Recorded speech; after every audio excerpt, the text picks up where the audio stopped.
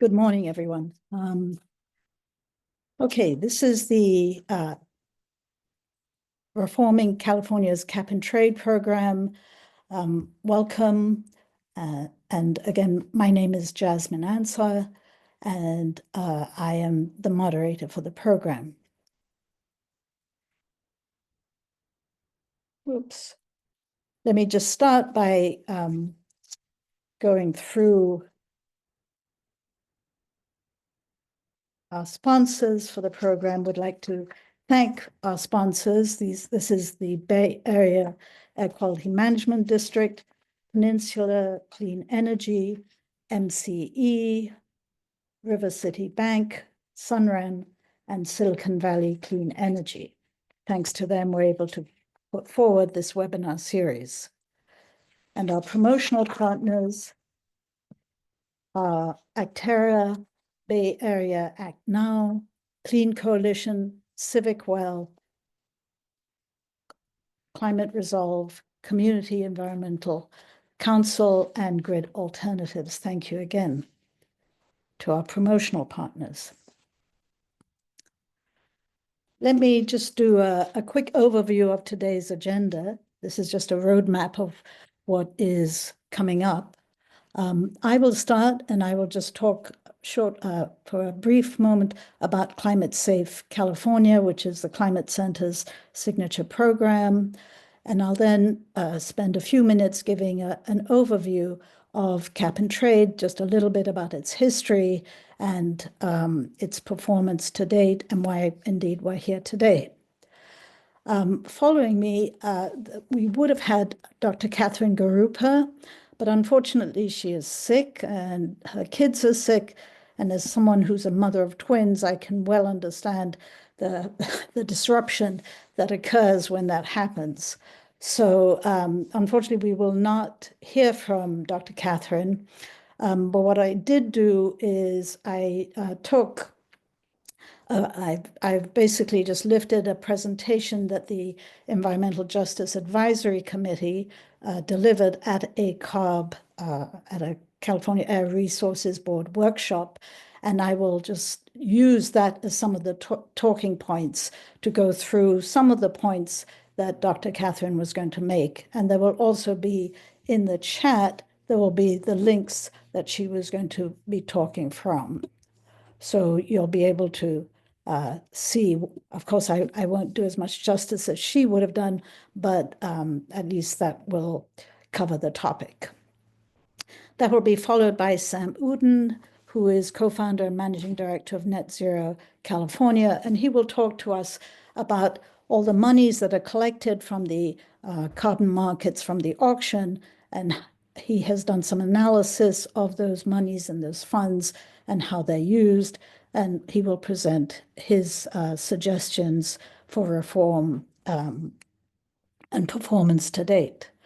Following that, we will have Dallas Bertro. He's a fellow at the Resources for the Future and a committee member of the Independent Emissions Advisory Committee, which is an advisory committee to the California Air Resources Board when they're deliberating on reforms for cap and trade.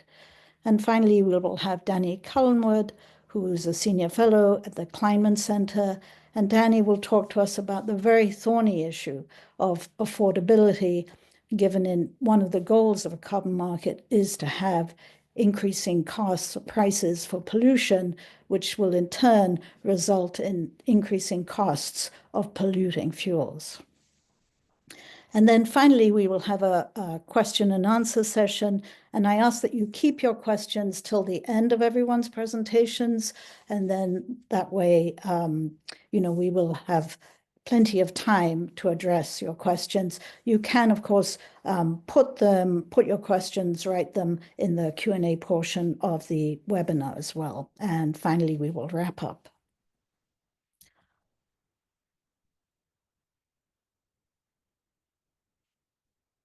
Oops. And so let me start by just introducing Climate Center, our mission, where we work statewide with businesses, local governments, labor unions, and environmental justice leaders to deliver the equitable climate solutions that science demands. Whoops, sorry. Having a little bit of trouble with my cursor, sorry. So our program is the Climate Safe California program. That's our platform, and this is our solution to the current climate crisis. And the Climate Safe California campaign calls on the state of California to enact the following solutions, the following set of policies. Oops.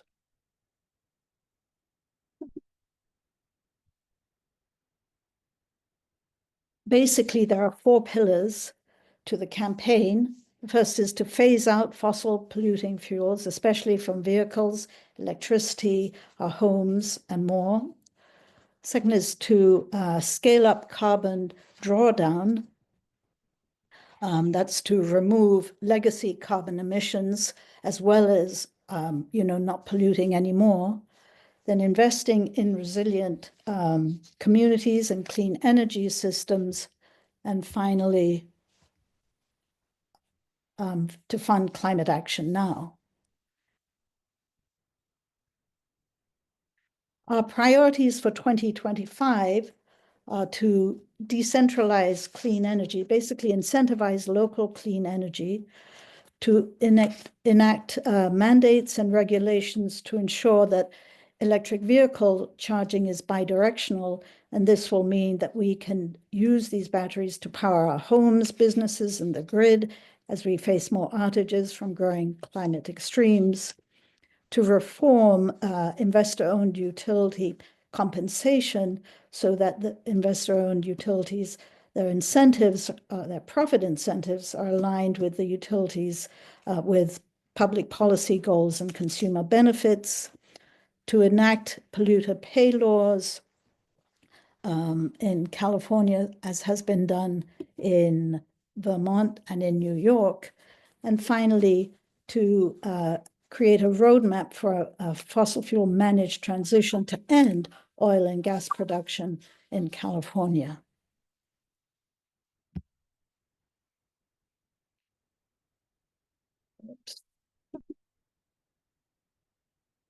So I hope you will join us and endorse this campaign. And this gives you a quick method for doing that. Let me now go on and just talk briefly about cap and trade and just give you a brief overview. I have given you here a link, which is, it's basically a fact sheet presented by the California Air Resources Board, CARB, which gives a brief history and development. So I think it all starts here. Basically, in 2006, the legislature passed the California Global Warming Solutions Act, and that is known as AB 32, Assembly Bill 32, which created a comprehensive set of goals, a comprehensive multi-year program to reduce greenhouse gas emissions in California. So AB 32 set a target of reducing emissions back to 1990 levels by 2020. The program was formally started in 2013, and actually, as you can see from the graph, we reached our goal actually early. In fact, we reached it by, I think it was 2014. Then in 2016, SB 32 was enacted, and that set a new target of 40% below 1990 by 2030. And then finally, in 2022, there was a new goal of achieving carbon neutrality by 2045, an ambitious new goal. And this would be accomplished by emissions reductions set or targeted to be 85% below 1990, and then carbon drawdown and sequestration to achieve the remaining 15%.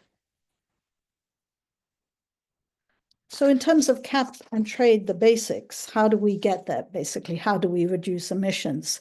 So it's a mixture, it's of the way to get there is a mixture of direct regulations and cap and trade, which is a market mechanism. So in the market mechanism, what happens is there is a declining cap or limit on annual emissions from approximately 400 major emitters in California. And what this translates to is a pool of what are called allowances or permits, which are available. And the permits, there's only a certain amount, certain fixed amount every year, and every year it declines.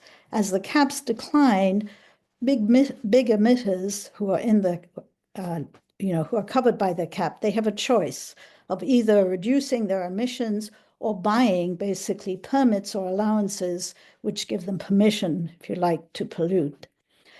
And as the cap declines, of course, what will happen is fewer and fewer allowances are available. And so, the choice becomes harder in some sense. And what you would expect in a market mechanism as the pool shrinks, that the price of polluting, the price of carbon will increase. In the beginning, it'll be easier. So you'll be able to target, the low-hanging fruit. And so, the lowest cost reductions will get will occur first. But then through time, as I said, as it shrinks, then you would expect and hope for a higher price of carbon. So again, this is just a visual of the program. You can see here that the allowances will shrink every year. So it's an economy-wide declining cap. The cap sets the amount of allowances which are issued by the California Air Resources Board, reflecting the goals, and compliance entities, that is the emitters, must surrender these instruments. And allowances basically a permit to emit 1 metric ton of CO2. So how are these allowances, this pool of allowances, how are they allocated? This just gives a nice visual of how they get allocated. What you can see is that approximately half of the allowances go into a pool and are auctioned off. So people trade and buy these permits. The other half, a large portion, go to the utilities. That's the PG&E and gas and electric utilities and community choice aggregators. And then a certain portion are, again, not put into the market, but are given for free to industry.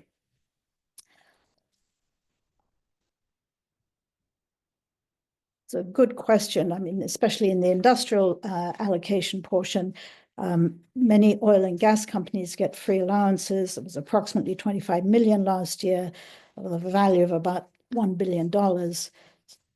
Not entirely clear that, that $1 billion, rather than giving them free to polluters, it might be better to use that money to further, to address issues like affordability and, transition funding for clean investments. A large part of the auction allowances are basically, as I said, a large part of them go into the market. And one of the big questions is, okay, what do we do with these auction revenues? And Sam Uden is one. Basically, the auction revenues go into something called the Greenhouse Gas Reduction Fund, and those get spent through many different programs, and Sam will talk in greater detail about them. So very briefly, or summary, how this all gets implemented. The targets, as I said, have been set up by legislation and executive orders. The Air Resources Board is responsible for implementing and developing the plans. Those plans are developed in something called a scoping plan, which is presented every 5 years. And then once the scoping plan gets approved, then that gets translated into regulations and action. So we are currently at the point where there has been a scoping plan that has been, and what we're waiting for is we're basically waiting for something that's called the we're waiting for the Air Resources Board to issue a formal rulemaking process. This slide is actually taken from a workshop last July. So they had said at that time that the initial package would be done by late summer, but it has actually been delayed. So it's been at least 6 months. We still haven't had the notice from the of the rulemaking process. After the rulemaking process, there's a 45-day comment period. The board will then adopt the report. The Office of Administrative Law will review it, and finally, then it can go into action. I did want to just end almost with this picture because I think this is important. This basically shows you the history of the price of pollution over time over the program. And what you notice is that for most of the program, the carbon price has been very, very low. It's basically been at the floor price or the bottom price, the minimum price it can go to. And even now, while it started to go up once the scoping plan draft was issued, again, in fact, there was an auction just yesterday, the price has come down and it's no longer around 40, it's skirting, was about 30, that was last November. And, you know, as I said, what we really want a high carbon price. I mean, what this picture tells me and indicates is that we have too many allowances out there, and that's why the carbon price is too low. When you consider that the social cost of carbon is, there are different estimates, but approximately, probably one of the best estimates is $190, you see how far away from achieving, what we need to do. The social cost of carbon is simply the damage cost caused by 1 extra ton of CO2. So that's the damage cost, and yet we're only putting a price on it of, about $30. Finally, just some areas of concern. Why are we subsidizing polluters? Why are we giving free allowances away to oil and gas companies? We could use these money to address affordability, transition costs. I think other issues are the carbon market, the price on carbon, it's too low, and the instability, although the instability in part is caused by the uncertainty about the future of the market and how it will look and what the reforms will take. And Dallas will talk and address some of those issues. There's the question of, we have all these auction revenues, the greenhouse gas reduction funds, but how do we, what should we spend them on? Sam will talk about that. And then finally, how do we manage affordability and higher carbon and energy costs? This can particularly be of relevance to low and middle income households, given that energy costs are a much higher proportion of their relative to their income. So another area of concern, which I haven't really touched upon in the slides, is that the carbon market is actually set to end currently. It only has the authority until 2030. We know we have targets all the way through 2045. And so in order to accomplish the 2045 goal, we clearly need to reauthorize this program, and that's going to be another issue which will require legislative action probably as soon as possible.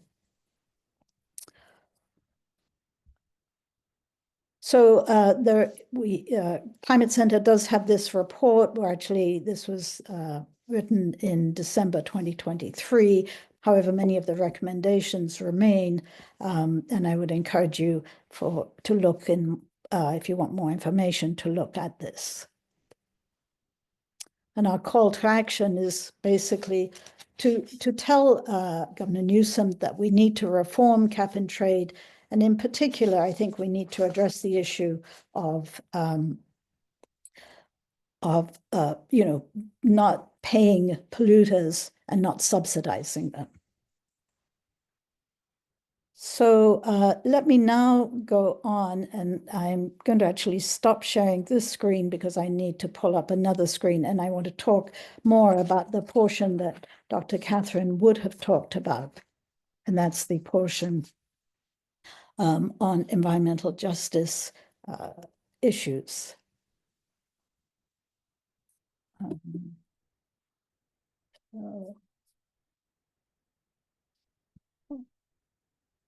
And I'm just going to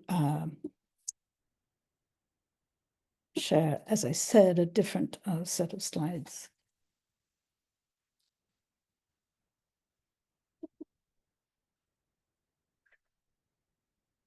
Okay, I will see, hopefully you're still seeing these slides. See if I can make it a bit bigger. Okay, so this is actually a set of slides which the Environmental Justice Advisory Committee presented, and I think Jasmine, we can't see the slides. Oh, I'm so sorry. Let me go back here.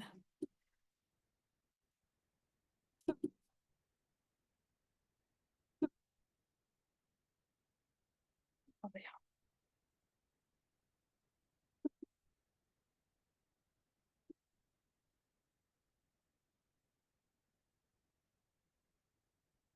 It's there now. Okay.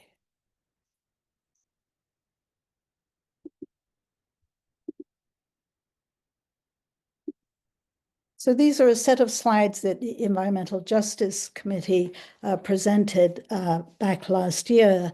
And this was at a joint meeting of the California Air Resources Board and the Environmental Justice Advisory Committee.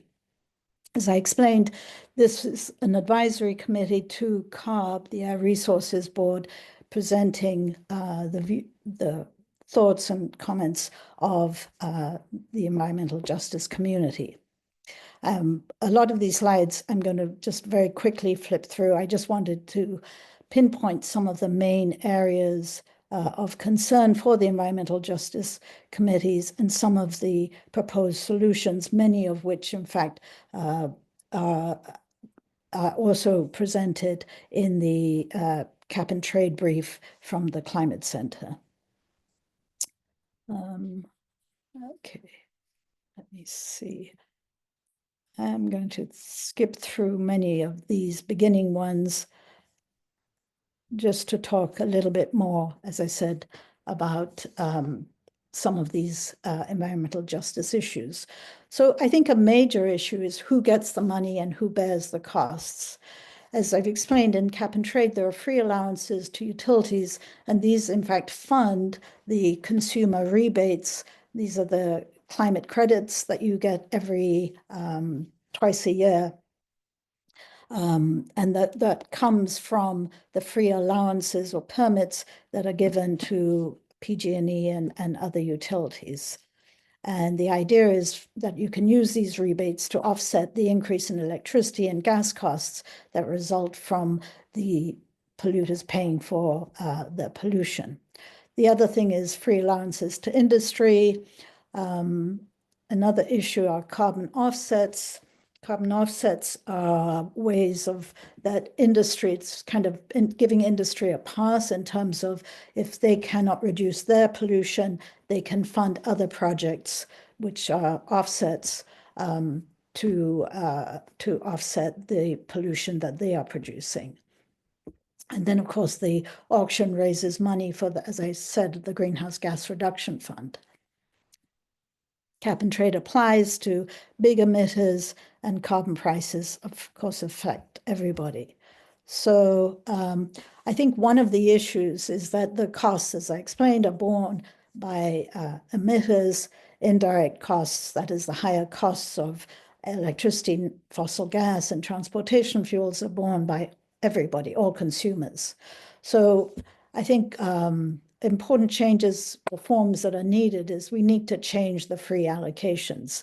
Some would argue to address affordability, for example, there should be many more many more of those revenues should be directed towards rebates and possibly targeted rebates.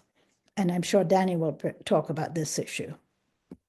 We need to change offsets policies, mainly because they are unreliable, not creditworthy, and they enlarge the cap, which is a problem because it's giving industry and people the ability to pollute more. We need to better maybe target greenhouse gas reduction and, as I said, rebate them. So is there another way? So this was interesting. This was a slide basically showing the level of rebates that apply. This is in Canada. They have a carbon tax, but it's similar. Basically, it increases prices of fossil fuels and, so it's similar, if you like, to the climate credit that we get here. But one thing you will notice is that the level of rebates are much, much higher here, whereas we maybe get $50, every twice a year. Here, the dollars returned is a much higher substantial portion. So I think that some of the key issues for the environmental justice community is to eliminate free allowances, to make people pay for pollution, and basically, especially for the oil and gas industry, why are we subsidizing their pollution? Want to eliminate offsets.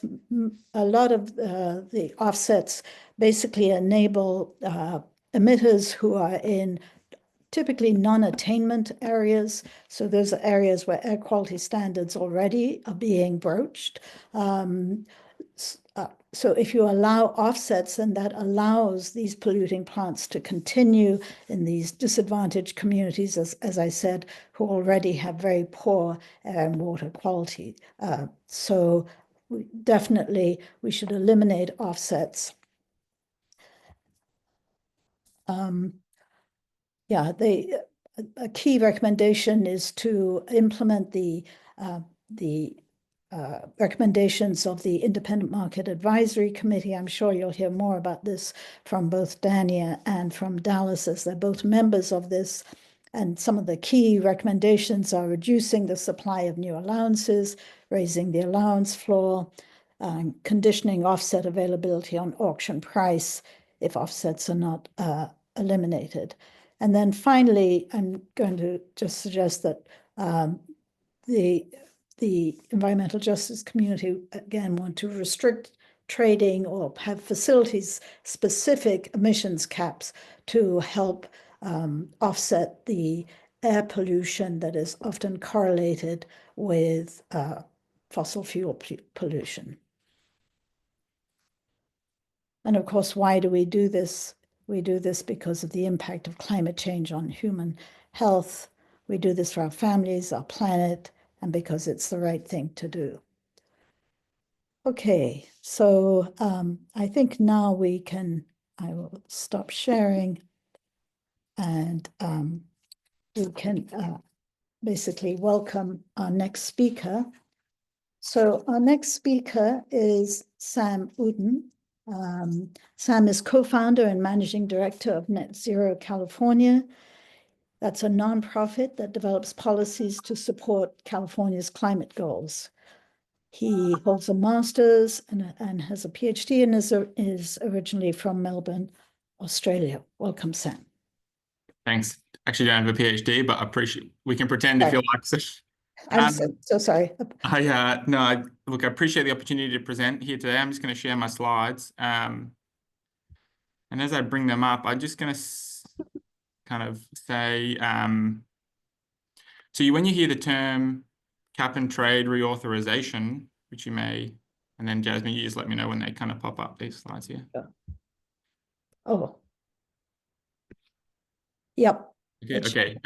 There's really two kind of key issue areas. One is kind of program design issues, which is, allowances and offsets. And, I believe Dallas and Dan, you may talk a little bit more about those issues. And then the second part is kind of what happens with the auction proceeds.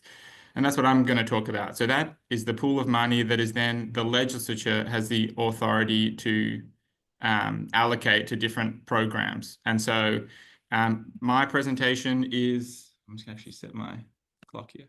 My presentation is just a data analysis of that information that the state collects. There's just lots of charts and tables. I'm going to go kind of quickly to try and get through what we think are some important points that we found.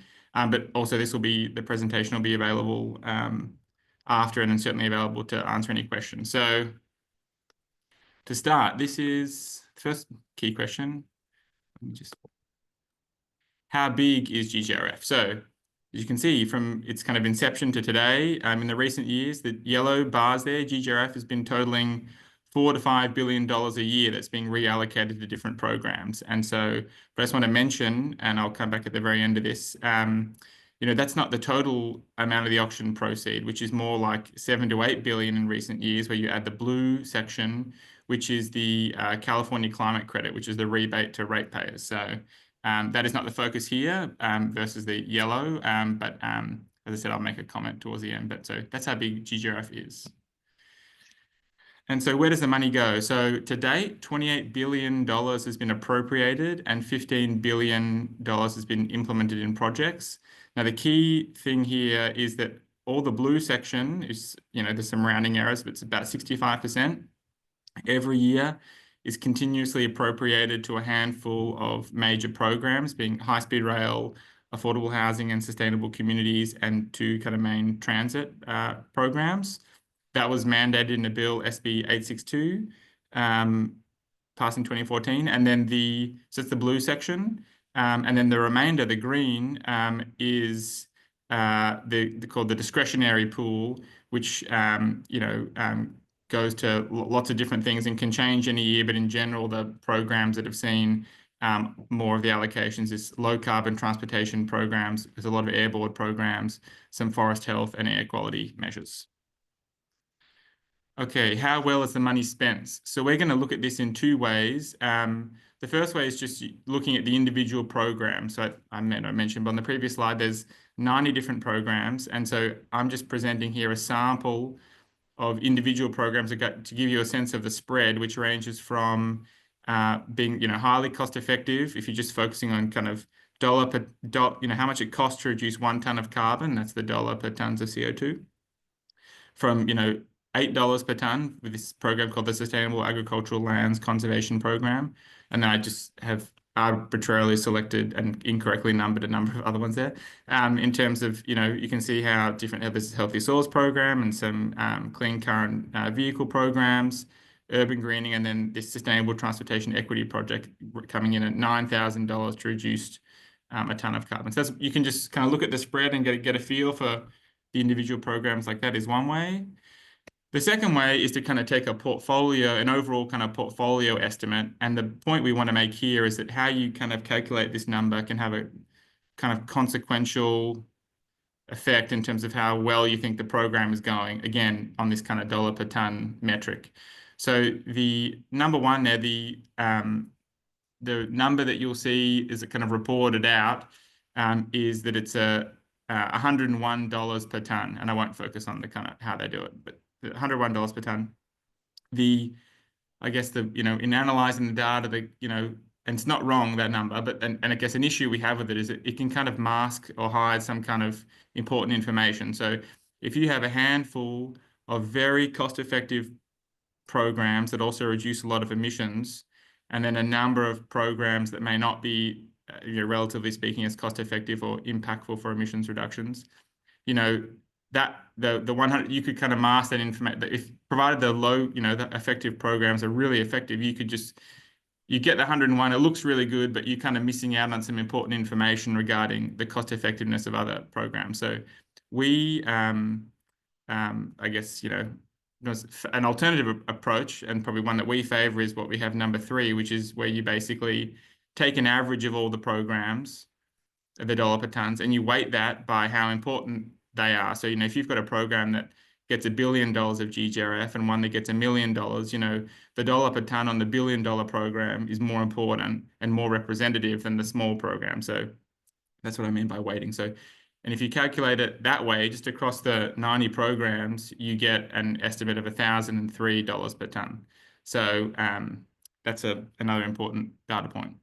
So, and now I'm just going to go through kind of a series of, again, kind of key takeaways that we think were noteworthy. So one is that of the 90 programs, there are 3 that do do a lot of the work, and these 3 here, the sustainable agricultural lands, dairy digesters, and forest health, they are identified as providing more than 50% or 53% of the emissions reductions. And then the other 87 programs provide the remainder. So we've just identified the top 3 here that you can see, for 6% of the funding, considered, or found to be very kind of effective in terms of cost effectiveness, but also the emissions reductions. So I think that's an important data point to think about, if you're thinking about kind of what you want to optimize, for example, that's just an important point to consider. The next one, we sort of honed in on the continuous allocation. So these are the programs, and I'll describe the table in a second. These are the programs that, the handful of programs that get that 65% of the money. So, so we focus on these because they're, important to look at. So this table shows, the total amount of GGRF money that's been appropriated, the amount that's been spent to date, the amount of GHGs that the programs have achieved, and then their kind of dollar per ton. So I'm just going to highlight 3 in the 3 red circles here, some takeaways we thought were important. One is that, high-speed rail is a main program that gets a lot of the funding. To date, hasn't reduced any emissions, but that's, it's a big infrastructure project. But, by 2030, the High-Speed Rail Authority estimates it will reduce 160,000 tonnes. And just, if we assume that they're going to get a similar allocation for the coming years, if that's the case, that would equate to being $84,000 per tonne as their cost effectiveness. I have a measure for kind of a future date as well, but that's kind of what the number would be. Affordable housing. So, if you just kind of look at that dollar per tonne number online, you'll see it's $123 per tonne. But one thing we wanted to point out was that there's 4 programs that contribute to the affordable housing and sustainable communities kind of overarching program. And it's really the SALC program, which was the sort of the highest performing program that really does a lot of the heavy lifting. And if that wasn't in the affordable housing category, the cost effectiveness of that kind of program would be over $500 a tonne. So it's kind of a really, statistically an important input. And then the third one we wanted to highlight was in transit. There's this transit intercity rail program which achieves a lot of emissions reductions. So that's 23 million, which is about a 20% of the total so far. But, when you dig into the actual projects that contribute, you see that there's 245 individual transit projects, and the 20 of them, so the top 8%, the top 20, provide 70% of that number. And in fact, 3 projects out of the 245 provide 40% of that number, which is pretty significant, but also helps you think about, sort of where should we be putting our money, biggest bang for the buck, so that's some important data points. Okay, so this page is basically tries to highlight, this piece of information that is, there's a certain amount of money that comes from GGRF, and then there's a sort of a total project cost. So GGRF is only a portion of the project cost that it's kind of supporting. And so compared to the previous slide, there's 3 new yellow columns here, which is the kind of total cost numbers. And the point we kind of wanted to highlight here is that, the way the dollar per tonne is calculated and reported is based upon, the amount of emissions reductions for the full project. So that is the one, like a 6th column here, and it was the same in the previous slide. And then that is divided by the amount of GGRF that goes in, but not the full project cost, just the GGRF contribution. And that, I think, is kind of reasonable if you make the case that, the project wouldn't have proceeded without the GGRF contribution, So, but then it also kind of begs the question that, to what, how big is the GGRF contribution? And certainly for this, at least for number 3, compared to the others, this is transit, compared to the full project cost, GGRF is not a big contributor, So you might wonder, okay, well, how much do those projects and programs need GGRF compared to how sizable the actual total project cost is. So again, another important data point. I'm going to skip kind of just in the interest of time going into the details of this slide, but we basically came up with an estimate which you can track, and I'm happy to talk more about another time regarding the kind of cost effectiveness of what high-speed rail could look like if it's implemented at the anticipated cost and by 2045. And it's about, sort of $1,700 to $2,000 per ton. Okay, so I just wanted to highlight that we've also, again, won't go into it here, but we did an analysis that compared just to, try and, it was a high-level analysis that looked at basically how is GGRF currently allocated compared to which is, a lot of it was set in 2014 compared to the current 2022 scoping plan. And so we just sort of kind of look at that, do that crosswalk. And, we found that it was not a significant alignment, but if you're interested, you were able to see that analysis. And this is my final slide. So, this is our perspective, so, we think that when it comes to, revising GGRF allocations, it really can't easily be determined, like how you want to change the money up if you don't know what your goals are. So are the goals, the dollar per ton, kind of GHGs, is it affordability, is it climate resilience, is it equity, kind of what's the combination? That's a really important question that I don't think has been put forward yet. So you don't really know how to best to suggest spending the money unless you kind of have established your goals. Okay, so with that said, if we assume that there's going to be some combination of kind of GHGs, affordability, and resilience as the kind of key metrics, again, not sure if that will be the case, but if it is, we think that investing in these kind of three areas, being infrastructure, technology innovation, and climate resilience, would be an appropriate kind of high impact way to achieve those goals. And then the last thing I'll say is just on the rebates, which has come up, and Jasmine mentioned this, but right now, there's $2 or $3 billion a year going to the California climate credit. And at least on rates, it's basically equates to getting about $5 per month, which I don't think is a very meaningful contribution to like affordability. So there may be a potential to restructure that, but just want to highlight that, the restructuring it and potentially putting more money into it will obviously take away from these kinds of other investments, which we think are going to be important for kind of realizing the long-term affordable, clean California that we all kind of envisage. So there's a real trade-off there that we need to look at. Yes, that's my presentation. Thank you, Jasmine. Thanks. I will Stop sharing. For for laying out the facts for us and some interesting thoughts and analysis. As you say, there are billions of dollars at stake, and there are many different demands. And really, it is a question of how do we prioritize and what do we prioritize. Affordability is a major concern, as are, transition funds for decarbonizing the economy. But let's move on to our next speaker. Our next speaker is Dallas Butro. He is a member of California's Independent Emissions Advisory Committee. In fact, he was chair until last year.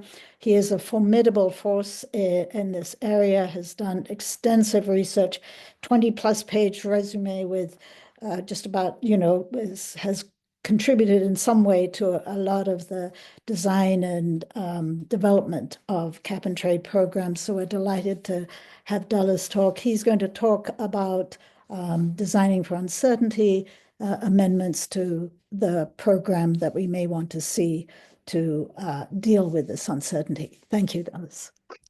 Thank you very much, Jasmine. It's great to follow Sam's presentation. That was just excellent. I'm going to before I get started, I want to acknowledge the contribution of colleagues here at Resources for the Future in the material I'm going to present, and also the contribution of other committee members on the Independent Emissions Market Advisory Committee, including Danny Cullenward, who will speak after I do. I think we'll drop into the chat that we're expecting that today the 2024 report will be released, which is full of a lot of new analysis and information, and I think a very helpful resource for potential update to the cap and trade program. But I want to emphasize that everything that I say now and going forward are my own opinions strictly and only that. So with that, I'm going to start sharing my screen.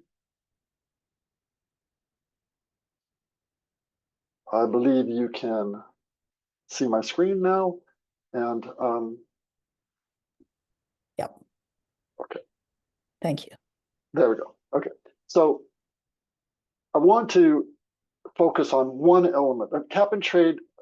First of all, people have the sense that cap and trade is a very complicated program, and in many ways it is. It's certainly not something that you can get your mind around totally in an hour and a half. On the other hand, if you look at the way that most environmental regulation is done in the US, you look at the Clean Air Act, there you're talking complicated. You can take one small provision in the Clean Air Act and spend a whole career to become an expert in that area.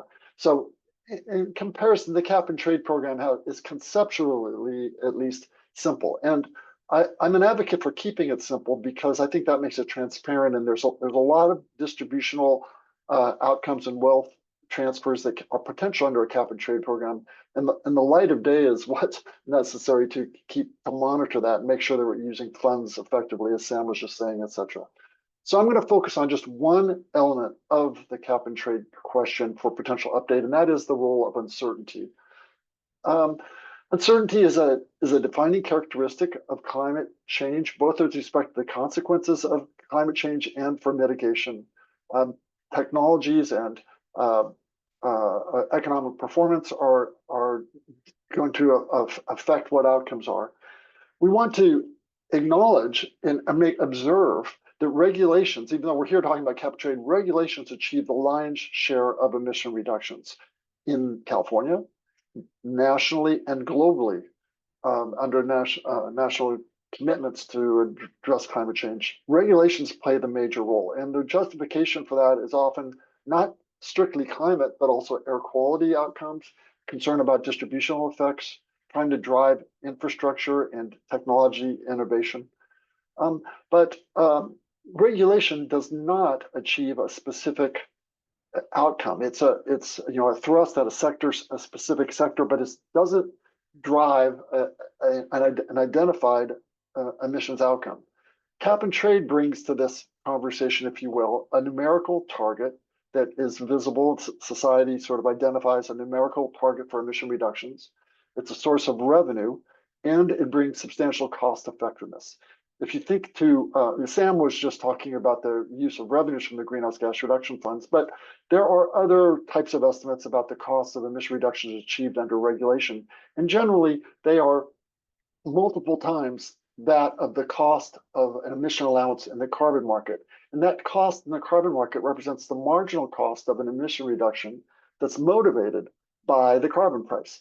So, I sometimes think that every ton that's reduced through actions motivated by the carbon market represents a cost savings for California households, because in order to achieve our California's long-term goals, it's making less necessary the more expensive types of regulation that otherwise would have tried to achieve the same emissions reduction.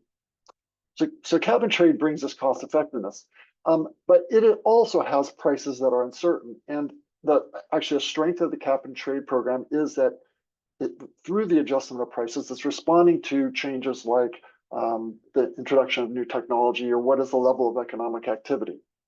So the key question here I want to pose and talk about for the next 8 minutes or so is, how do regulations in the carbon market interact? And there's an opportunity for, I think, a very important and simple reform to the cap and trade program.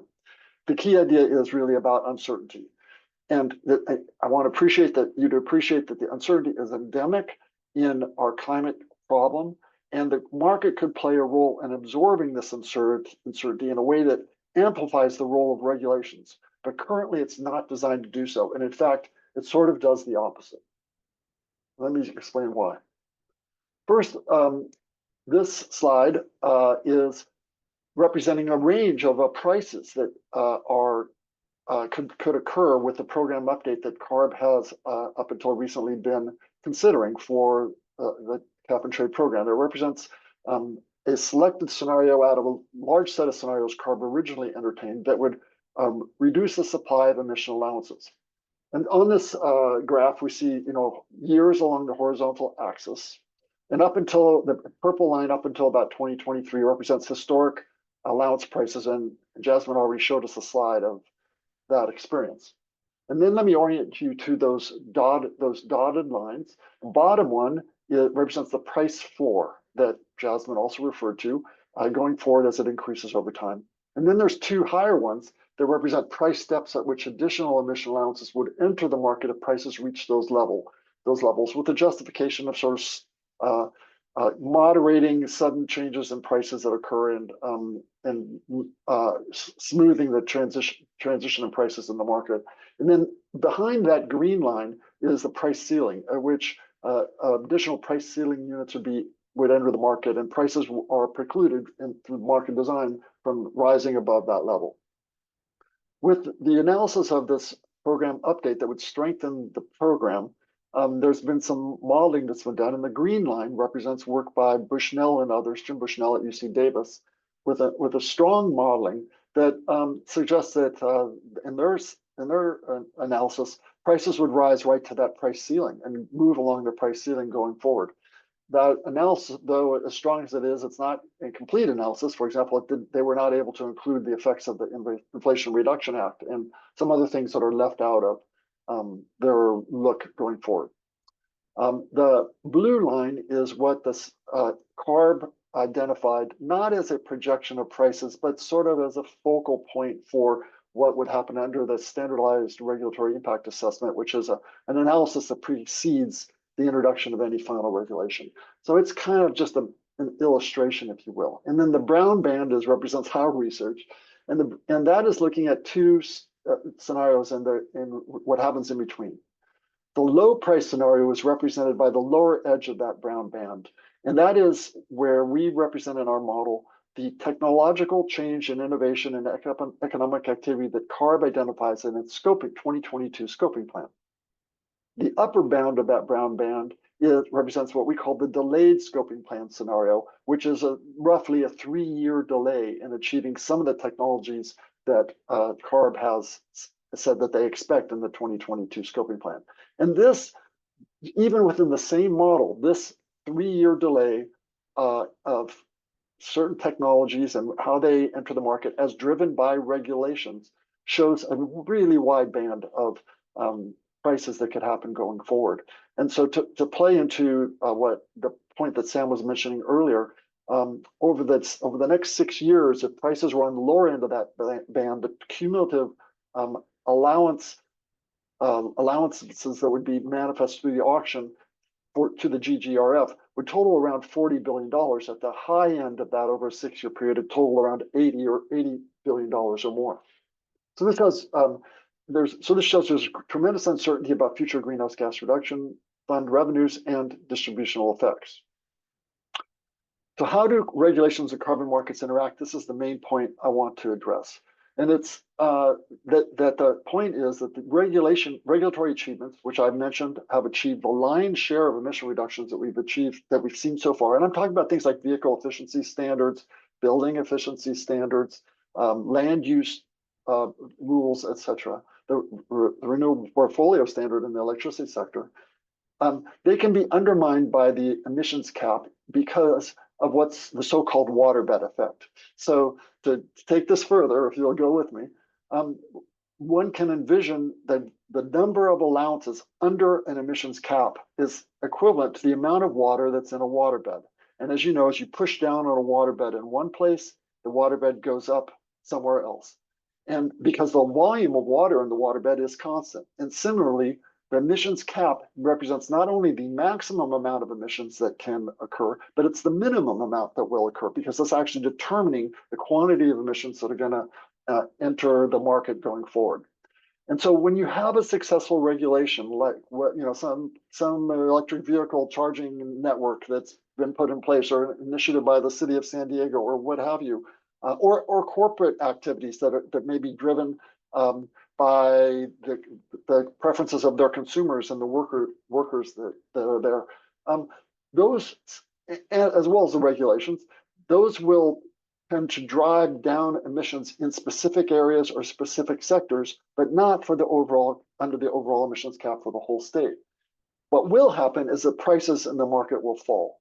And when prices in the market fall, you get less revenue for greenhouse gas reduction fund, and you get loss of cost effectiveness in terms of prices sending a signal to people to drive emission reductions going forward.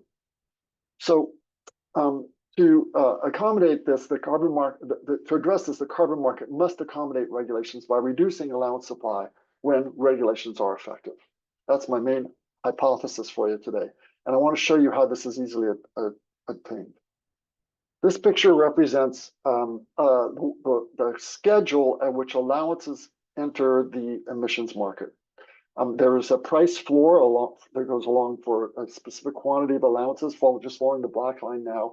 Then it rises up to those price steps that I showed you on the previous graphs, that was those dotted lines, which are the allowance price containment reserves, the point at which additional allowances become available, and ultimately rising to the price ceiling.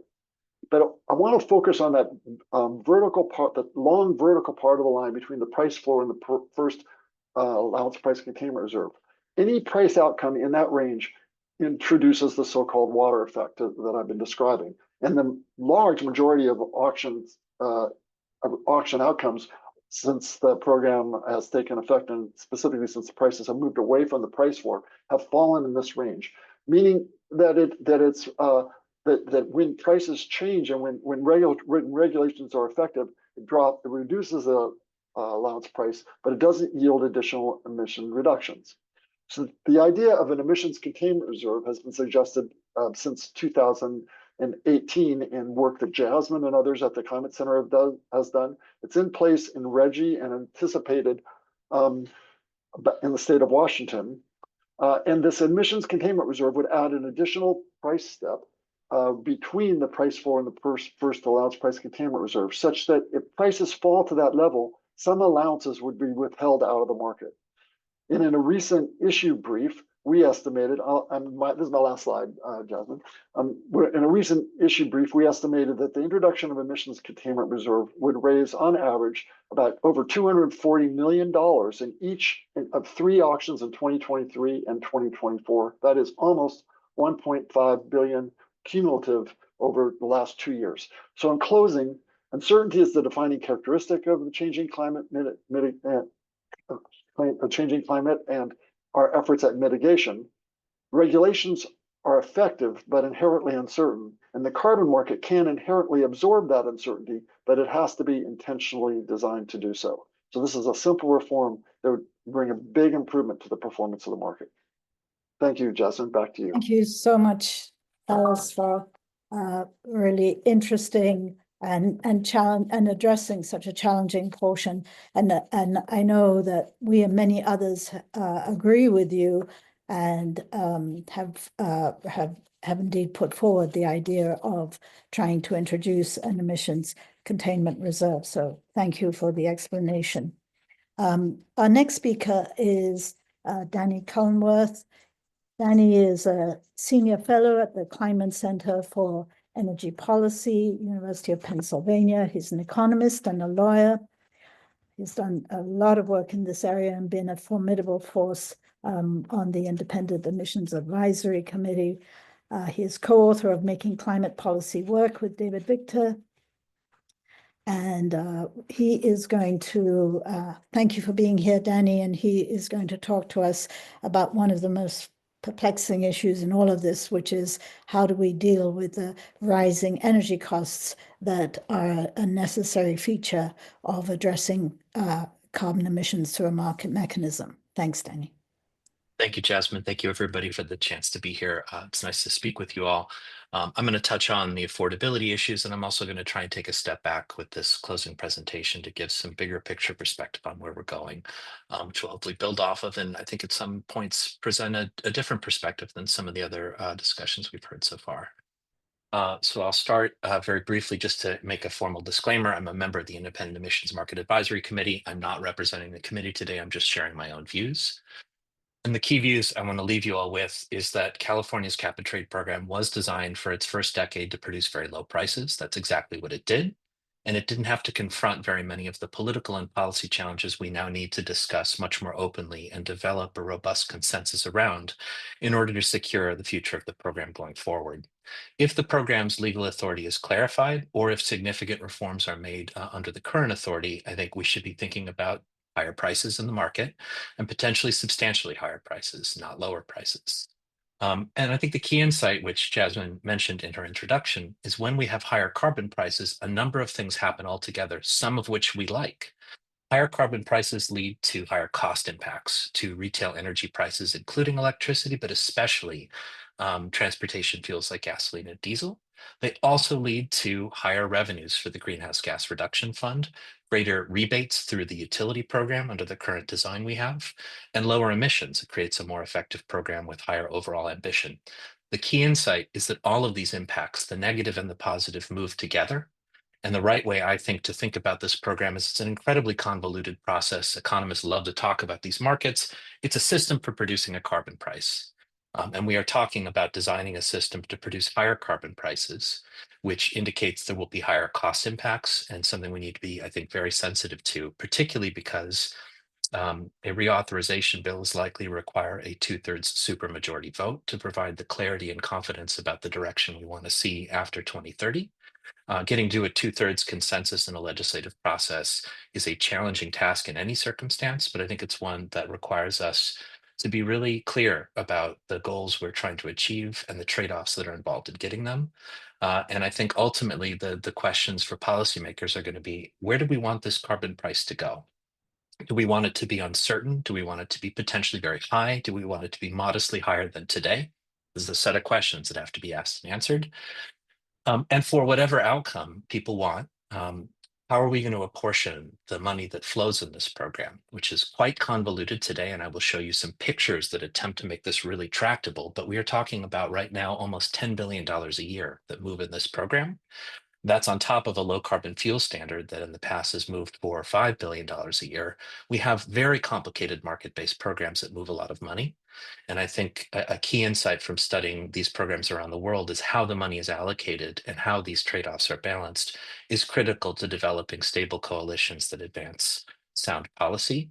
And we are entering a territory of extension and reform that requires us to anticipate and design around higher prices than the politics of this program have ever been asked to achieve in the past.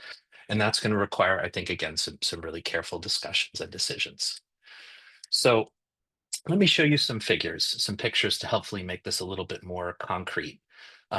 This is a pair of figures. On the left-hand side, I'm showing you a figure that I recently made that shows covered emissions in the program. So this is the pollution subject to the program requirements in the color orange. The supply of allowances, the standard permits or rights to pollute in the program, are given in light gray. And you can see every year of the program's history, that supply has been greater than covered emissions. On top of that, we have a supply of carbon offsets. We actually have a very large offsetting program that's primarily gone to forest carbon offsets. And on top of that, in the hashed gray bars, we have various reserve allowances that are set aside. They have not yet entered the market, but at higher prices, they could enter the market. And the key takeaway from this figure is that every single year of the program's operation to date, the supply of compliance instruments, the allowances and offsets companies use to comply with the program's rules, has been significantly in excess of the emissions covered under the program. And that is why on the figure on the right, you can see that market prices have been very low. They've been very close to the minimum auction price in the quarterly auctions that raise revenue for the Greenhouse Gas Reduction Fund for most of the program's history. And beginning a couple of years ago, coincident with a number of investors moving into the market and people anticipating the long-term evolution of this market's future, a number of investors and other actors moved in and prices started to go up a little bit. They've since come down, and I think there's substantial uncertainty in the market today as to whether we will extend and reform the market and potentially have substantially higher prices in the future, or whether we don't, and we might see prices even fall from where they are today. This is the status quo. And I like to share this picture because once you see these data, you can see we never asked very much of this program in the past. It has contributed to our climate policy system. It's raised revenues, it's created utility rebates, but it hasn't been asked to do very much. If we ask it to do more, which extension or reform of the program will absolutely ask it to do, we need to design around the possibility of higher prices and the trade-offs, including the good things and the bad things that come with that. This is a figure that's taken from the draft IMAC report, which, as Dallas mentioned, should be finalized today, certainly will be by the end of the week. And this shows essentially how, if you will, the pie has been sliced up. So in the cap and trade process, the regulations that the California Air Resources Board developed determine how allowances move in this program. We mostly talk about, and the legislature mostly thinks about, how the money is spent in the program, which comes from the sale of state-owned allowances. That's in the dark blue color at the top of the figure. You can see that a significant share of the allowances are freely allocated in the orange colors to electric and gas utilities. We also have in the 3 purple colors free allowance allocations to heavy industrial emitters that are designed to help protect them against competitiveness risks and the risks that emissions might just leak out of the system. When you zoom in on that, you see that about 2/3 of that goes to the oil and gas industry. Something like 15% goes to the cement industry, one of the most trade exposed and energy intensive industries, and 10 or 15% covers literally all of the other industrial emitters that have leakage risks in this program. And when you add all these pieces up, you can build a picture of financial flows in the program, which I've done here and which is in the Independent Emissions Market Advisory Committee report, showing how much money moves in the program. And there's almost $10 billion a year moving these days in the program, only about half of which, a little less than half of which, is going through the Greenhouse Gas Reduction Fund, the account in the state where we spend money on various climate and climate-related programs. A lot of money moves through the utility allocations, which are currently structured in such a way that the investor-owned utilities, they rebate most of this money back to their ratepayers. The publicly owned utilities have some more flexibility in how they use it, but both the public and private utilities are meant to use these allowances to benefit their ratepayers. So when we look at the dollars that are moving through the utility rebating structure and the utility allowance system, we're looking at what are essentially transfers to ratepayers. And that, I think, is both an important component of the program today and probably one of the more politically sensitive questions as we think about extension of the program with higher prices in the future. One other thing I want to note here about the auctions, the blue colors shown at the bottom of the chart, as Sam mentioned, about 2/3 of the revenue coming into the Greenhouse Gas Reduction Fund is continuously appropriated. And only about 1/3 of the blue bar moves through the annual budget and appropriations process. And so that means that legislative stakeholders who participate in this program and touch it on a regular basis, they're looking at something like 1/6 of the overall financial flows in the program. Most of these decisions were historically made by the California Air Resources Board, and I say that not to criticize the outcome, but to emphasize that the question of where money moves in this program is a potentially very big one.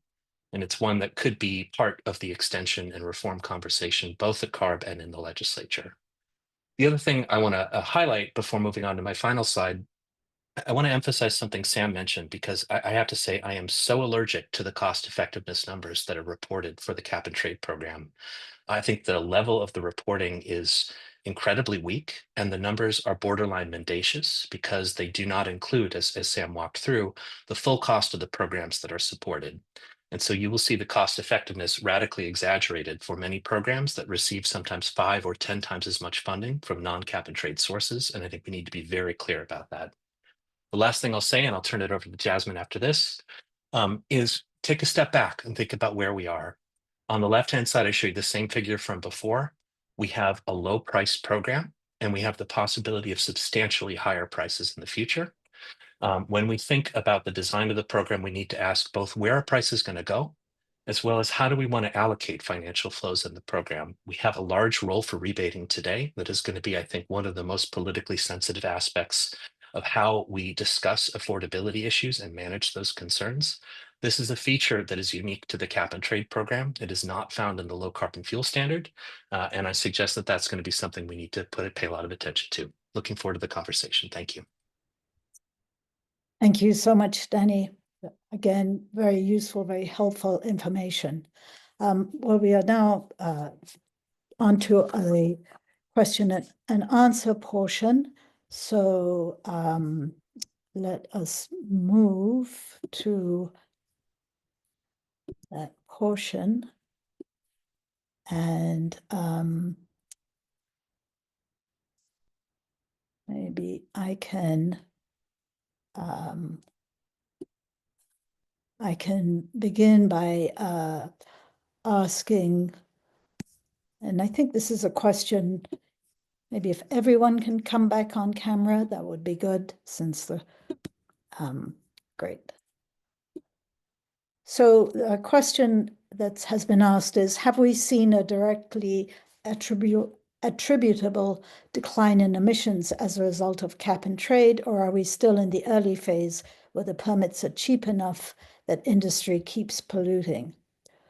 I'm sure either Danny or Dallas could address that. I'll jump in to say, I think it's been clear the program has produced a very low carbon price. I think we should be confident that it's had some effect, but I think most analyses that have looked at the historical performance of the program suggest that effect has been relatively modest. That could change rapidly if we design a stronger program, and Dallas laid out some of the reasons we might want to do that, which I agree with, and I'll turn it over to him or others for additional commentary. Thanks, Danny.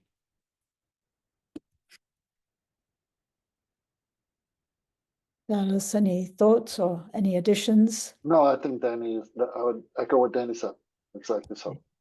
One question we have, and maybe Dallas, you could address it, given you were talking about uncertainty. I mean, given that CARB has actually delayed the next phase, and it's hopeful that maybe by the end of this year, they will issue the final, notice, and will actually have regulations in place. I don't know how likely do you think is it that we will actually have a reform program in place by the beginning of next year, especially all the stuff that's going on with the Trump administration, the wildfire, the political fallout from that. Yeah. Well, I can't offer a real prognosis for the future, and I can't offer excuses for anybody, but I can try to explain why we are in the situation we are now. And I think the reason why is, 2024, as you all know, was an election year. California had a specific role on the national stage. Governor Newsom had a specific role as a top climate advisor to Biden and then Harris.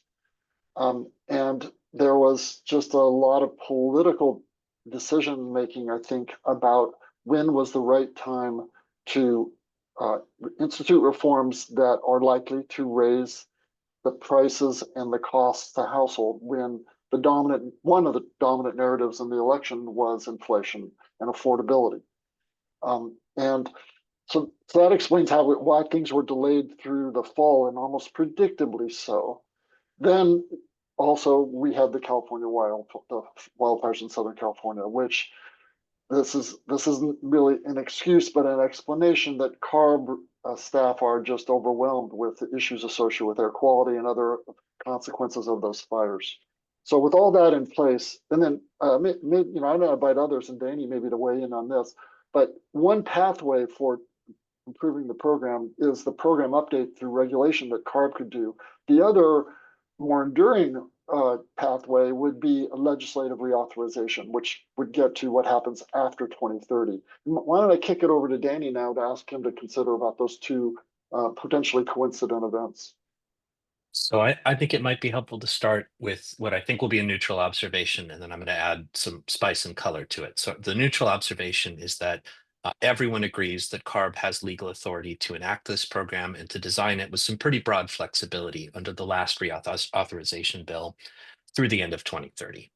So the reforms CARB is contemplating to strengthen the market to address some of the concerns about its historical performance, those are unambiguously authorized as through 2030. Here's where I'm going to begin my editorialization, and I think it's important to consider this. If you think a 2/3 vote in the legislature is necessary or at least strongly desirable to secure the post-2030 future of the program, I would suggest it's very important that the policy discussions in the legislature move far enough along and not be preempted by, for example, CARB's vision for what a post-2030 program would be, which, if it isn't coordinated with the appropriate discussions to secure that legislative outcome, I think could be more disruptive than clarifying to the future of the program. And I say that from the premise of having a clear future for this program is very important to the state's goals and a successful outcome. I do think we need to be really careful about rushing a regulatory process in advance of what will be a very difficult legislative process, recognizing that the clarity that the market needs and the market participants want to be able to make sound investment decisions is going to come, I think, primarily through legislative reauthorization and, of course, sound regulatory implementation. But I think it would be a mistake to say finalize the regulations and then have a legislative discussion. I think those two need to be respectful with respect to one another. And I'm concerned that rushing one in front of the other might frustrate rather than support a sound outcome. Yeah, some interesting perspectives there, and lots of ask, it stimulates even more questions. But let me move on to a question for Sam, which was that high-speed rail is not estimated to be in operation until 2030, 2033. So when might we see these savings? And do they take into account that the first segment will actually only cover, will be from Merced to Bakersfield rather than San Francisco to LA?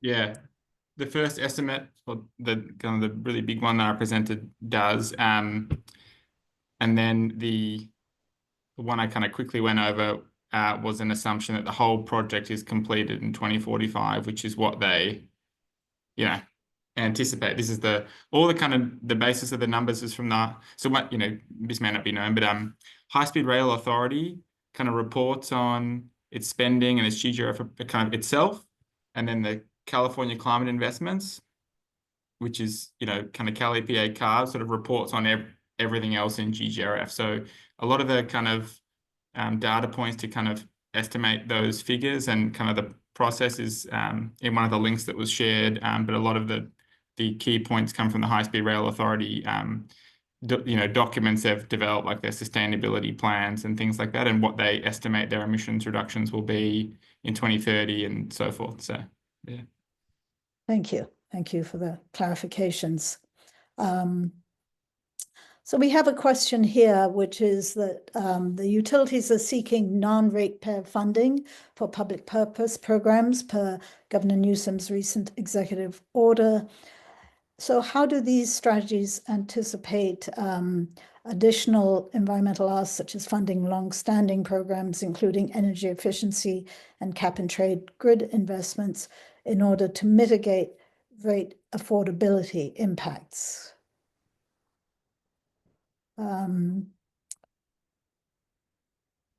Maybe this question, I mean, anyone care to jump in, or?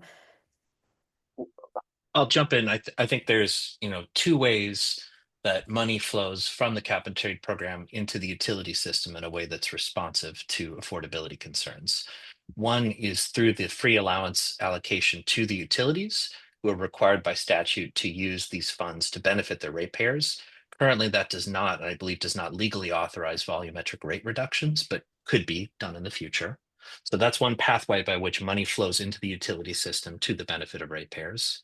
The other option is the Greenhouse Gas Reduction Fund, where legislators can appropriate those funds however they see fit. So those are kind of the two broad pathways. And I think when you think about affordability concerns, you're going to have a set of cost impacts from the carbon price in the program, and how those funds flow back to ratepayers in the utility system is, to my read, the sort of principal option on the table for recycling a portion, a potentially significant portion, to address affordability concerns. And I think that's done. I would not describe the way it's done as particularly simple to describe, but I think it's achieving its goals, whether it could be better targeted or enhanced in the future. It's a mechanism that exists and could be both strengthened and reformed to better address affordability concerns. That's my 2 cents. Yeah, that was good, Danny. And I would like to just add on to that an observation that is made in our 2020 report, which is forthcoming this week, that a large majority of the affordability effects, if you will, of electricity price changes over the last 15 years are due to issues other than environmental regulations directly. As a matter of fact, I don't want to, not quite de minimis, but very small is the effect of the carbon price in the electricity sector, and falling over time as the California electricity sector becomes increasingly involved with renewable energy and lower emissions. The major share of the vast majority of the share of the increase in rates that one's observed over the last decade have been associated with wildfire mitigation and wildfire compensation issues.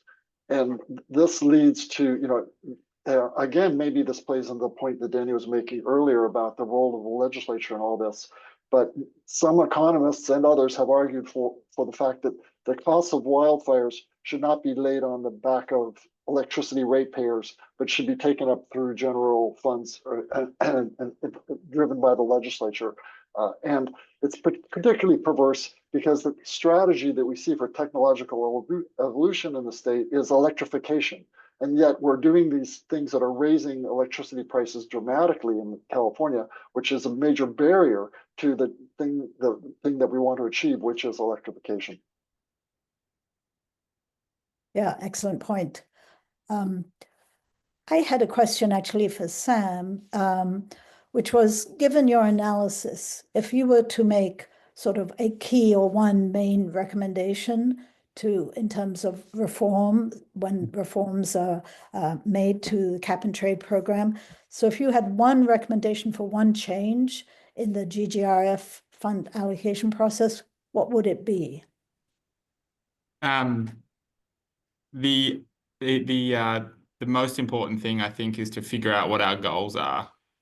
And that's like the kind of, I think, a task for the legislature to think about, is it kind of, I mean, greenhouse gas reduction are obviously important, but then there's other issues like resilience, affordability. It's very hard to kind of just sort of shoot from the, not that you asked it that way, but kind of shoot from the hip and say, spend the money this way unless you know and I think that's probably been, in hindsight, like one of the, 2014 is like totally, or 13, whenever, it was a totally different time. And we've come a long way in terms of our knowledge of what we think we need for our emissions reductions and net zero. I mean, we hadn't even signed the Paris Agreement when these initial kind of continuous allocations were set. So I really think, in hindsight, kind of not really having that kind of clear, like, here are the goals and here how we're going to measure them and here how we're going to revisit it and confirm we're on track. That kind of wasn't really there. And I think that's probably the key to, and then once you know what they are, you can figure out, all right, well, what are the kind of allocations that optimize against those established goals? So, in the slide we had, my sense is that what's kind of emerging is kind of, greenhouse gases, affordability and resilience, some kind of combination of those are really important. And if that was what emerged as the goal, then yeah, we had, as some broad recommendations regarding how we think, the money would be most effectively spent to achieve those goals. But again, you asked for one thing, and it would be really thinking about what the goals are at this stage. Yeah. Yeah, I think that's right. I mean, getting more alignment and maybe more specificity and trying to, I mean, one of the things I found really interesting was just, trying to evaluate the cost effectiveness of the different measures and maybe reallocating in light of those results. So here's a question, and again, I'll just sort of address this to everybody. So the question is, damage estimates for the SoCal fires alone, hundreds of billions, exceed amounts described here.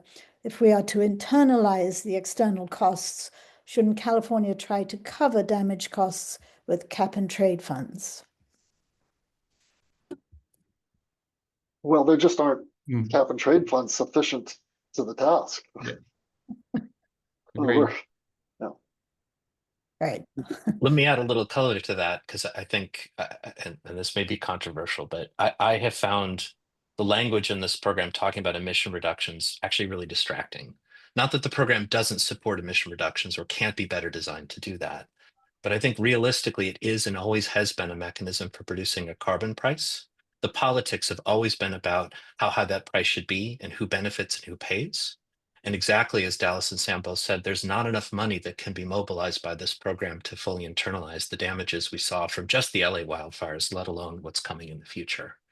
So I think it's very important to look at this realistically and to say, how can we increase the ambition in this program in a way that provides stability, predictability, and sufficient consensus? And I strongly urge people to think about this as a discussion over the dollars rather than the tons, because that is ultimately how the politics are negotiated and have frankly always been negotiated in this program. And that is not to undermine its environmental effectiveness. But when we say, oh, the cap is a cap, it's about cutting emissions and all these other impacts are ancillary, that is, no offense, complete bullshit and always has been. It has always been about prices. And the more predictable we can make these outcomes, the better the odds of designing a resilient political coalition that can say, here is the great work we get to support. Here are the ways we're mitigating affordability concerns. And here is why this is a strong element in a successful policy portfolio, rather than a distracting discussion about a complex machine that very few people understand, when we are going to need to get really serious buy-in in a way that requires more conversation from people who are not part of this room, people who are not traditionally the allies of the climate policy community. It's going to be tough, which is why we need to get serious about the numbers. Thank Well, you. I'd like to, if I may, Jasmine, Yeah. take this one step further. I see that we're just about to wrap up. And not Yeah. to disagree with Danny. Danny made several great points, but let me just add another perspective, which is the legislature, has not wanted to put a target on its back by identifying a dollar value. And this has been the case in every program that I'm aware of that has really been sustained. They've wanted to delegate that to the agency because it's a lot more politically saleable to identify an environmental goal and leave it to agency to put rules in place that are going to identify a price. So Danny's saying it'd be better to bring the price forward into the public conversation, and that is virtuous, but I'm not sure that it can be successful. But maybe. So much. Sorry, we have to move on now. Well, thank you so much to our speakers. Thank you, Sam. Thank you, Danny. Thank you, Dallas. Very interesting. Thank you for laying out kind of all our choices, the trade-offs, the issues. I think it's been a really helpful discussion. And, we really appreciate your comments and thoughts and look forward to reading the IEMAC report when it comes out, and look forward to hearing more, Sam, from your end. Let me just say thank you so much for attending. The webinar, the recording, and the slides will be sent out to all the speakers who signed up. And let me just end by,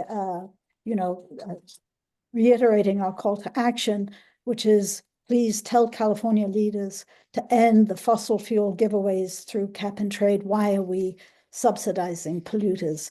Thank you again for coming, and we look forward to working with all of you to achieve the needed outcome. Thanks. Bye-bye. Thank you.